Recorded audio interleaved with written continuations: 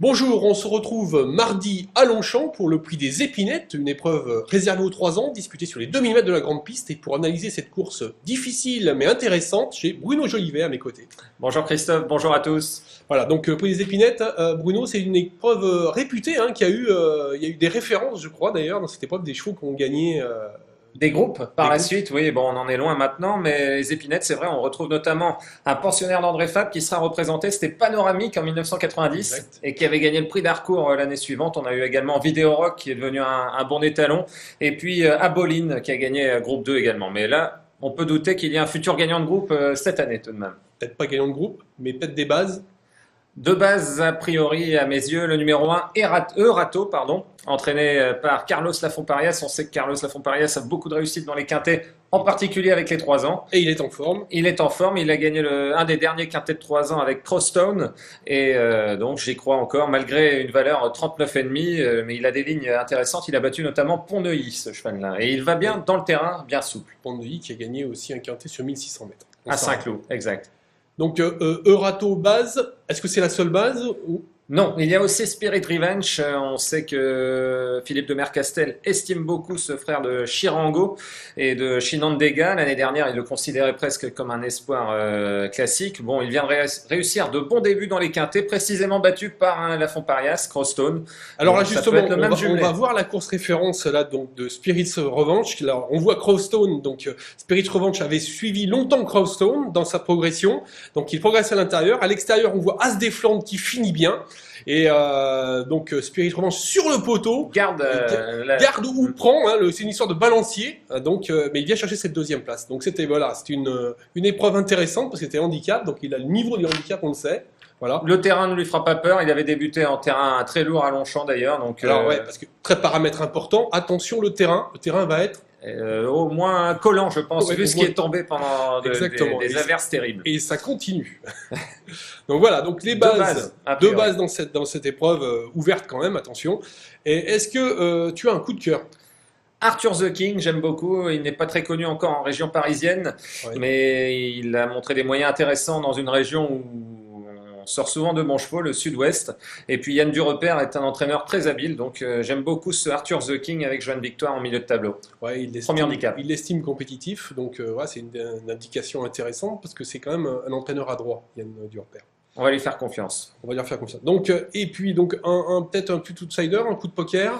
Un petit outsider en bas de tableau, on y reviendra tout à l'heure, mais j'aime aussi beaucoup Polo, un pensionnaire de David Smaga. Du coup, la ligne de Polo, c'est le numéro 15, Shane Bopp, en dernier lieu à Maison Lafitte. Il terminait bien à la 3e place. César Passera, un apprenti doué. Bon, il n'y aura pas de décharge évidemment dans le quintet, mais il peut tout de même le conduire à la 4e ou à la 5e place. Ah, parce plutôt. qu'il retrouve Polo quand même avec un avantage au poids, Oui, malgré ouais, les charges. c'est vrai, mais Polo, je pense, va encore être devant Shane Bopp, car il avait gagné avec autorité ce jour-là, Ah oui, tout de même, perfectivement. Tu y étais d'ailleurs, je crois que c'est toi qui faisais les appréciations du journal Voilà. ce jour-là. Donc là, tu étais attentif.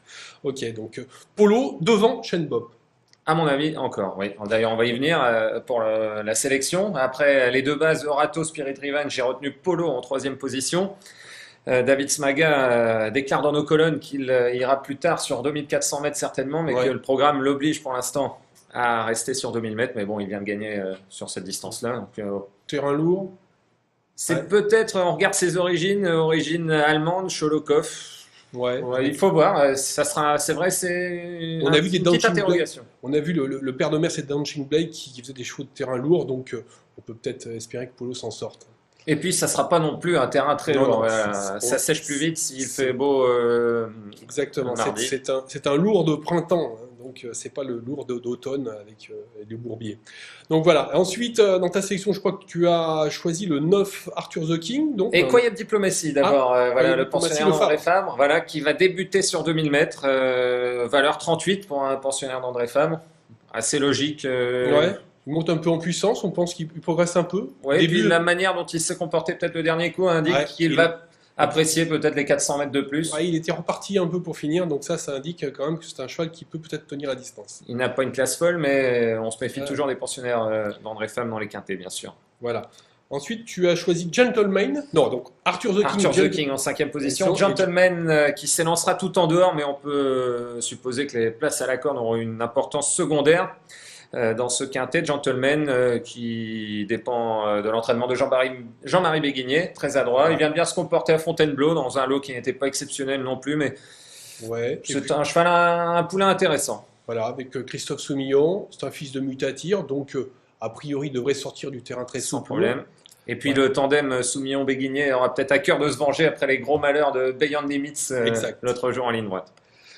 Ensuite, je vois que tu as choisi le Chen Bop, le 15. Voilà. Et puis un amateur de piste souple pour conclure, le numéro 2, Niente Pora, qui a un itinéraire un peu singulier. Il a débuté à réclamer l'année dernière et il a fait sa rentrée dans une baie où il y avait tout de même un Diamindar Exact. qu'on annonçait comme un postulant potentiel au Jockey Club. Bon, il a déçu par la suite, mais ce Niente Pora l'avait battu très facilement à Saint-Cloud en terrain lourd. Donc, bon, il n'a aucune marge sur l'échelle des valeurs. D'accord, mais c'est le seul, peut-être, c'est le seul concurrent, je pense, qui a vraiment l'assurance qui va dans le terrain lourd. Il va adorer le terrain lourd.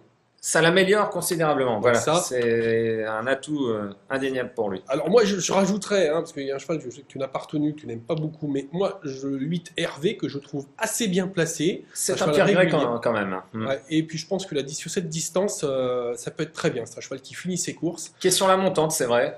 Gagné à Donc, réclamer à Fontainebleau, voilà, confirmé dans un handicap, deuxième épreuve. Alors c'est un outsider.